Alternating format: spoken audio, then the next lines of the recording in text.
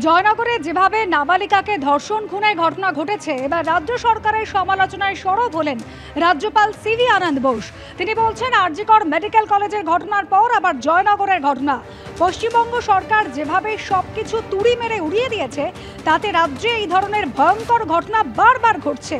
সরকারের বোঝা উচিত, সঠিক সময়ে পদক্ষেপ করলে অনেক কিছু রক্ষা পায়।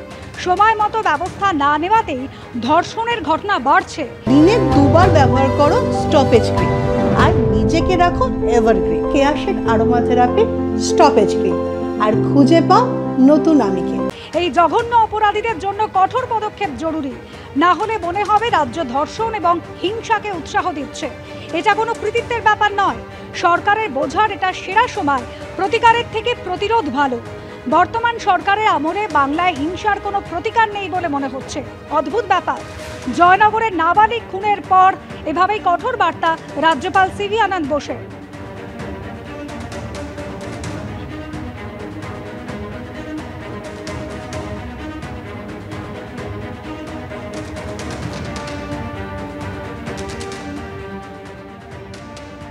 আর এদিকে আপনারা জানেন, ধর্মতলায় অনশন মঞ্চ থেকে আমরণ অনশনে বসেছেন জুনিয়র ডাক্তাররা। 6 জন জুনিয়র ডাক্তার, তারা শুরু করেছেন তৃতীয় দিন থেকে আমরণ অনশন।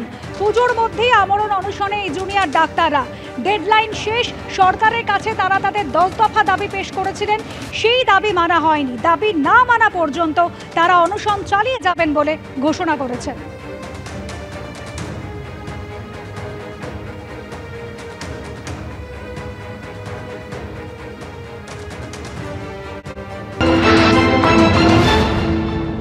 আমাদের দাবি খুব স্পষ্ট। আমাদের প্রথম দিন থেকে যে আন্দোলন চলছে, সেই আন্দোলনে সংখ্যা নিয়ে অনেক প্রশ্ন উঠেছে, দাবির সংখ্যা নিয়ে। কিন্তু যদি যে কোনো সাধারণ মানুষ আমাদের আন্দোলনকে ক্রমভিত্তিকভাবে দেখবেন, তারা বুঝবেন যে বিভিন্ন সময় সংখ্যাটা আলাদা হলেও প্রত্যেকটি দাবি আসলে প্রথম থেকেই ছিল। এবং দাবিগুলি আসলে অভয়ার ন্যায় বিচার এবং আরেকটি অভয়া না হতে দেওয়া, জনস্বাস্থ্য রিলেটেড কিছু দাবি আছে এবং ভয়ের রাজনীতি থেকে বিরত থাকা, স্বাস্থ্যক্ষেত্রের জন্য কিছু দাবি আছে, স্বাস্থ্য সচিব নারায়ণ স্বরূপ নিগমের পদত্যাগের দাবি আছে। তো এই দাবিগুলোতে অবশ্যই আমরা অনড় থাকছি। এই অবস্থায় আমরা এই জায়গাতে এখন অনশনের জায়গাটা যে শুরু করেছি, তাতেও আমরা সেই 10 দফা দাবিকে সামনে রেখেই শুরু করেছি।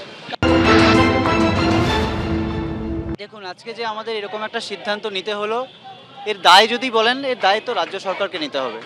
এই যে কটা দাবি ছিল, আমরা মনে করি প্রত্যেকটা অত্যন্ত ন্যায্য এবং প্রত্যেকটা মেনে নেওয়া অত্যন্ত সহজ। এবং যখন মাননীয় মুখ্যমন্ত্রীর সাথে কথা হয়েছিল আমাদের কালীঘাটে, নবান্নে গিয়ে চিফ সেক্রেটারির সাথে কথা হয়েছিল, ওনারা কিন্তু প্রত্যেকটা অন্তত মৌখিকভাবে যে মেনে নেওয়া হবে এই কথা বলেছিলেন।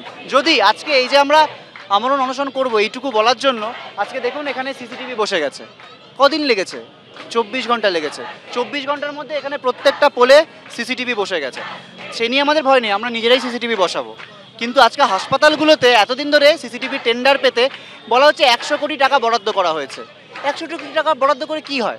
স্বাস্থ্যক্ষেত্রে একটা রিক্রুটমেন্ট, আমরা বলেছি রোগী পরিষেবা বাড়াতে গেলে টেকনিশিয়ান, নার্স, জিডিএ, ডাক্তার সবার রিক্রুটমেন্ট দরকার। কেন করা হবে না? রিক্রুটমেন্ট বোর্ডে যে দুর্নীতিবাজ নেতারা রয়েছে, শাসক দলের নেতারা রয়েছে, সুদীপ্ত রায়, সুশান্ত রায় থেকে ঠিক হয়ে, আমরা তাদের সরাতে বলছি না, অন্তত তাদের বিরুদ্ধে তদন্ত করা হোক। এইগুলো করতে কি সমস্যা?